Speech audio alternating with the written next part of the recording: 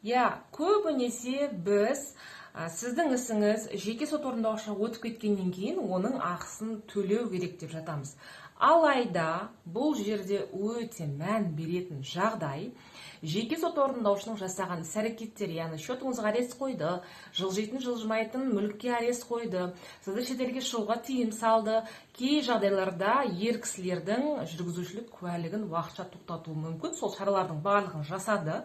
Алайда сізден былайша айтқанда бір тиын да өндіре алған жоқ.